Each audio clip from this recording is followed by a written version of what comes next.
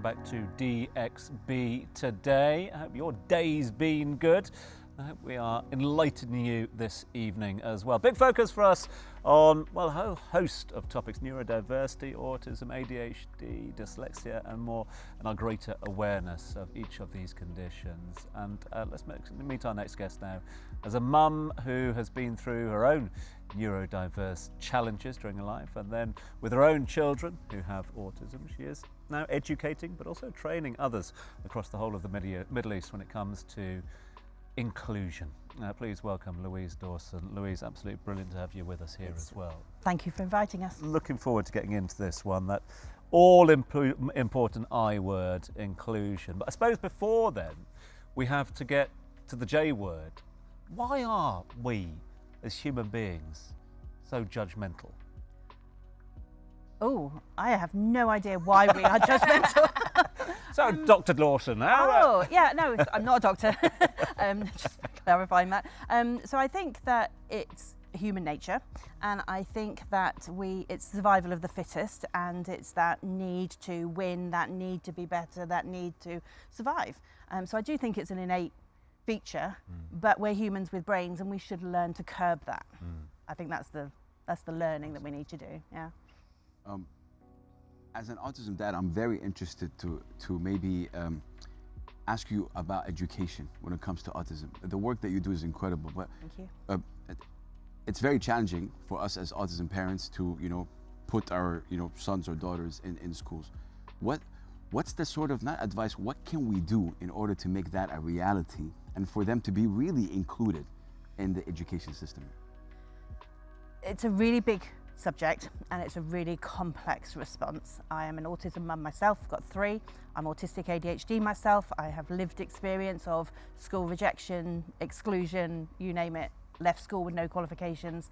But then I retrained as a teacher, so I've been a teacher and head of inclusion for 20 years, and I've now run my own business for 4 years, training teachers, training schools. There's a whole piece to do around school improvement. But historically, teachers are not trained, and that's not their fault. They didn't go to school with other children who were identified as neurodiverse, so they don't have lived experience of working alongside different people, and if they do, it's from a judgmental point of view. So I don't feel that apportioning blame and criticism to anybody. We are where we are. But again, we all have brains, we should all learn to improve. So if you are a teacher and you have a child with need in your classroom, it's your job to then understand that child. And what you said earlier about every child being different and everybody having different needs, it is about that child. And there is no excuse for every child to not be supported, except they are running a class with 30 children. And the UAE is really complex because every child in the classroom has needs. They have come from different countries, they are all speaking different languages, they are all, every child in the classroom has needs. Top that with a really high needs child, you then have complex challenge, which is why we have additional adults brought in to the classroom to help. So training, experience, lived experience of being around neurodiverse people, that whole program, it just takes time. So I'm not about saying people are not doing their job or parents don't understand or children are really challenging. I'm about saying, where are we now? Let's take the next step. And how has your work been received by these professionals? Have you faced challenges? Has it been positively welcomed? Yes, but they're my clients, so I'm not going to be too divulgent.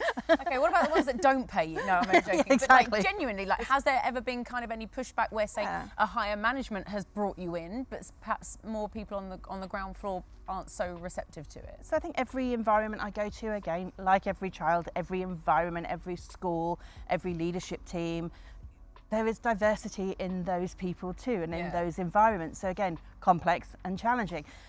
There's never one answer, and I'm always very conscious of that.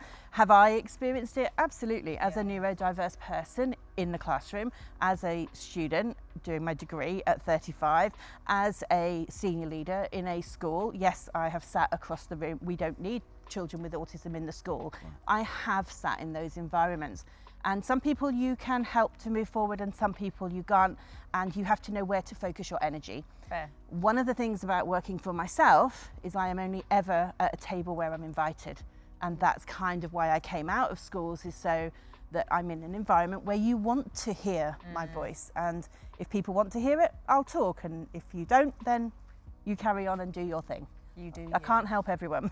I'm actually very curious about this thing because we talk about schools, we talk about children in schools, but we never talk about what happens after they finish school and they go to universities where they're most likely not in an environment that can help or have teachers that understand, and then obviously the workplace afterwards as well. So how do we spread awareness, or how do we train people to identify that and be more, you know, be more aware of what these children need after they leave, as well as during the workplace where you're on your own and trying to adapt and make a living? Sure. There are so many different pieces around inclusion. You've got the early years, the early identification, understanding children really early. You've then got education, making sure that young people have access to qualifications or to certification so that they can take their next step. Then you've got the moving into university and further education.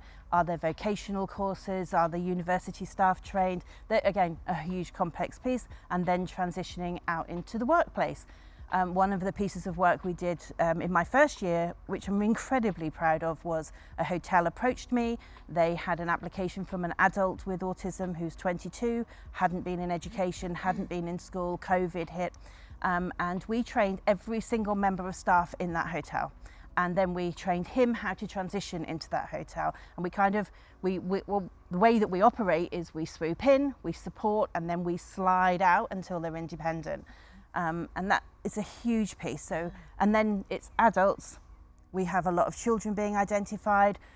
My own process was my children became identified with autism, and then I became interviewed. I didn't become identified till I was 50. Everyone around me apparently knew, but I didn't know for myself, and no one had been.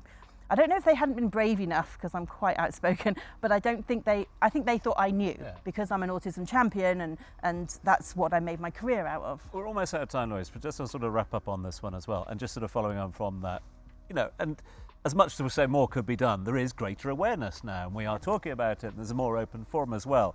But from where you're at, and from your professional opinion, where are we at in terms of the greater awareness and the better understanding of the conditions we're talking about? Are we doing okay? Could we do better? Where are we at? Who's we?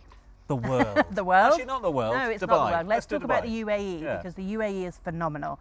The UAE is one of the strongest systems that I've been in Hong Kong, I've been in the UK, I've worked in America, I've worked in Kuwait, Bahrain.